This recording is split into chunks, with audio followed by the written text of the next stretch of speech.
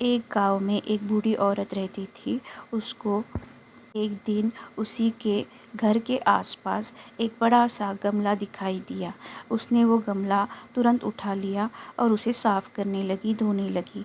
और जब उसने धोने के बाद गलती से उसमें उसके कुछ पैसे गिर गए तो उसने देखा कि वो पैसे डबल हो गए। जब वो पैसे डबल हो गए तो वो थोड़ी सी अचंभित हो गई, खुश भी हो गई, लेकिन उसे लगा ये कैसे हो सकता है।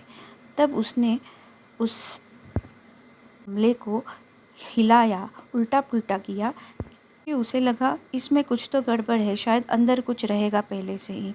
लेकिन फिर नहीं कुछ मिला तो फिर से उसने उसको अच्छे से धोया और फिर गलती से फिर से एक बार उसके पॉकेट में से 2-4 रुपए और गिर गए। और जब उसने देखा कि वो 2-4 के 10 हो गए तो उसको बहुत खुशी हो गई। शायद उसे लगा कि ये कुछ साधारण गमला नहीं है, ये चमत्कारिक गमला है। तो उसने फिर से एक साड़ी डाली जिसमें एक साड़ी के 2 साड़ी हो गई। उसने एक अंडा डाला, एक अंडे के 2 अंडे बन गए। तो वो बहुत खुश हो गई। उसने सोचा कि अब तो मुझे कोई मेहनत ही नहीं करनी पड़ेगी। मैं क्यों खेत में जाऊँ, दूसरों के घर में बर्तन मांजूँ, अभी तो मेरा यही बर्तन मुझे काम आ जाएगा। मतलब कि जब हमें कुछ आराम की चीज़ें मिल जाती है बिना किसी मेहनत के तो हम लोग मेहनत करना ही छोड़ देते हैं। यही गलत बात है। ऐसी ही इस औरत की कथा हो गई है, व्यथा हो गई है। इसी वजह से एक बार भगवान ने फिर सोचा कि इस औरत को अभी हमें सज़ा देनी चाहिए।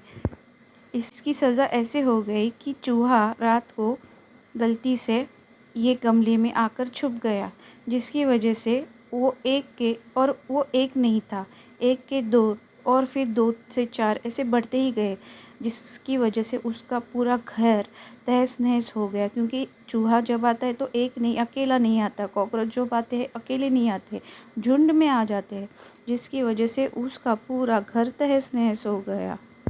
उस बूढ़ी औरत ने ये कभी नहीं सोचा होगा कि ऐसा भी कभी हो सकता है।